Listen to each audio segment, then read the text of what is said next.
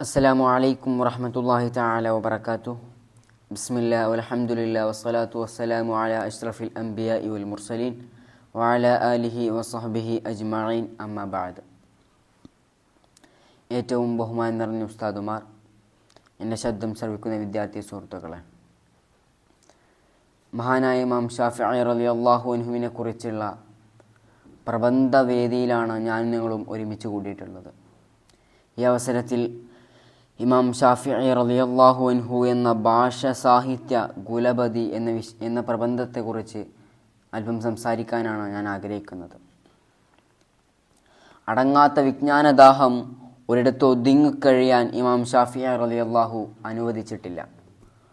ഖുർആൻ, ഹദീസ്, ഫിഖ്ഹ്, അനുബന്ധ വിജ്ഞാന ശാഖകൾ എല്ലാത്തിലും സമുദ്രസമാന ജ്ഞാനം നേടിയ സർവ്വവിജ്ഞാനകോശമായി അദ്ദേഹം മാറി.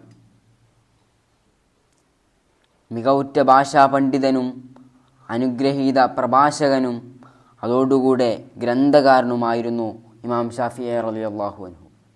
അറബി സാഹിത്യത്തിൽ അദ്ദേഹത്തിൻ്റെ വാക്കുകൾ ആധികാരികമായി അംഗീകരിക്കപ്പെട്ടു. എക്കാലത്തെയും അറബിയുടെ തറവാടായി അറിയപ്പെട്ട ഖുറൈശി മുത്തൊലിബി ഗോത്രത്തിൽ ജനിച്ചിട്ടും അറബി ഭാഷാ സാഹിത്യ പഠനത്തിന് വേണ്ടി മാത്രം നീണ്ട 20 വർഷക്കാലം അദ്ദേഹം ചിലവഴിച്ചു. ഇസ്ലാമിക പ്രമാണങ്ങളായ വിശുദ്ധ ഖുർആനും ഹദീസും ആധികാരികമായി ഗ്രഹിക്കുന്നതിന് വേണ്ടി അറബി ഭാഷയും സാഹിത്യവും അവയുടെ അംഗീകൃത അവലംബമായി പരിഗണിക്കപ്പെടുന്ന ഗോത്രങ്ങളെ സമീപിച്ച് അവരിൽ നിന്ന് കൃത്യമായി പഠിക്കുകയായിരുന്നു.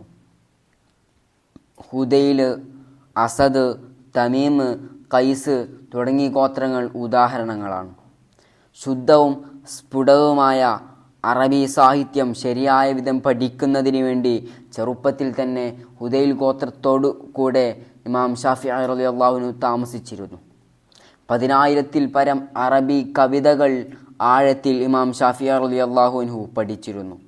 ഭാഷാ സാഹിത്യ നൈപുണ്യത്തിൽ ഏറെ പ്രശസ്തരായ ഹുദൈൽ ഗോത്രങ്ങളേതുപോലെ ഭാഷയും സാഹിത്യവും ഇമാമിൽ ഒരു സർഗഗുണമായി അന്തർഭവിച്ചു. മുഹമ്മദ് ബിൻ ഇദ്രീസ് എന്നുപേരുള്ള ഒരു ഖുറൈശി യുവാവിൽ നിന്നാണ് ഹുദൈൽ ഗോത്ര കവിതകളിലെ തെറ്റും ശരിയും ഞാൻ നിർണയിച്ചിരുന്നത് എന്ന് അറബിയിൽ തന്നെയുള്ള വലിയൊരു സാഹിത്യകാരനായ ഇസ്മഈ പറയുന്നുണ്ട്. അദ്ദേഹത്തിൻ്റെ ഭാഷാ നൈപുണ്യം വ്യാകരണ പണ്ഡിതർ അംഗീകരിക്കുകയും ഖുർആന്, ഹദീസ് വചനങ്ങളുടെ അർത്ഥകൽപ്പനകൾക്ക് അവലംബമാക്കപ്പെടുകയും ചെയ്തിരുന്നു. പ്രമാണങ്ങളുടെ വ്യാഖ്യാനങ്ങളും അതോടുകൂടെ നിയമനിർദ്ധാരണത്തിനും ഭാഷാപ്രാവീണ്യം ഇമാമിന് ഏറെ സഹായകമായിരുന്നു. ഇമാം ഷാഫിഈ റളിയല്ലാഹു അൻഹുവിൻ്റെ സംഭാഷണങ്ങളും അതുപോലെ അവിടുത്തെ സാഹിത്യരചനകളും ശ്രദ്ധിച്ച സമകാലിക സാഹിത്യകാരന്മാർ വിസ്മയിക്കുകയും അവർക്കൊരു മാസ്മരിക പോലെ അനുഭവിക്കപ്പെടുകയും ചെയ്തിരുന്നു എന്ന് മഹാനായ ഇമാം നവവി റളിയല്ലാഹു അൻഹു അവിടുന്ന് പറയുന്നുണ്ട്. ഭാഷാ സാഹിത്യ കവയിൽ അഹങ്കരിക്കുകയും മത്സരിക്കുകയും ചെയ്തിരുന്നവരെ അതിജയിച്ചിരുന്നു ഇമാം എന്നും അവിടുന്ന് നമുക്ക് കാണാൻ സാധിക്കും. ഭാഷ പഠിക്കുന്നതിന് ഇമാം ഷാഫിഈ റളിയല്ലാഹു അൻഹു ഉദ്ധരിച്ചത് സ്വീകരിക്കരുത്, മറിച്ച് ഷാഫി ഇമാമിൽ നിന്ന് അത് സ്വായത്തമാക്കണം എന്ന് പ്രസിദ്ധ അറബി സാഹിത്യകാരനായ സഅലബ് പറയുന്നുണ്ട്.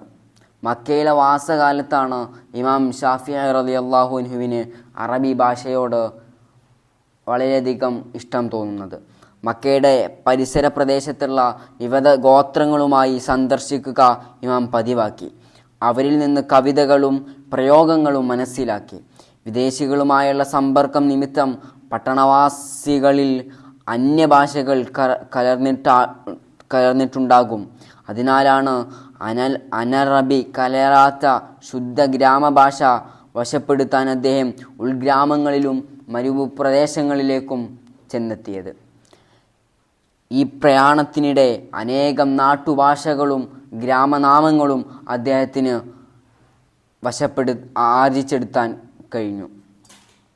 ഹുദൈൽ ഗോത്രവുമായിട്ടാണ് ഇമാം ഷാഫിഈ റളിയല്ലാഹു അൻഹു കൂടുതൽ സഹവസിച്ചിരുന്നത്. അദ്നാൻ ശാഖയിലെ ഒരു പ്രധാന ഗോത്രമാണ് ഹുദൈൽ ഗോത്രം. ഇമാം ഷാഫിഈ റളിയല്ലാഹു പറയുന്നു, ഞാൻ മക്ക വിട്ട് മരുഭൂവാസികളായ ഹുദൈൽ ഗോത്രവുമായി സ്ഥിരമായി സഹവസിച്ചു. അവരുടെ സംസാര ഭാഷ ഞാൻ പഠിച്ചു, ശൈലികൾ വശപ്പെടുത്തി. അറബികളിൽ ഏറ്റവും ശുദ്ധ ഭാഷ അവരുടേതായിരുന്നു. അവരുടെ കൂടെ ഞാൻ സഞ്ചരിച്ചു. അവർ തമ്പടിക്കുന്നിടത്ത് ഞാനും തമ്പടിച്ചു. ഞാൻ മക്കയിൽ മടങ്ങിയെത്തുമ്പോൾ അവിടെയുള്ള ജനങ്ങൾക്ക് അവരുടെ ഭാഷയും അവരുടെ ഭാഷയുടെ സാഹിത്യവുമെല്ലാം പറഞ്ഞുകൊടുത്തു. ഖുർആൻ സൂക്തങ്ങളും ഹദീസുകളും കുരുക്കഴിച്ചും കർമ്മവിധികൾ നിർദ്ധാരണം ചെയ്തെടുക്കുന്നതിൽ ഈ ഭാഷാ വൈഭവം ഇമാമിനെ ഏറെ തുണച്ചു.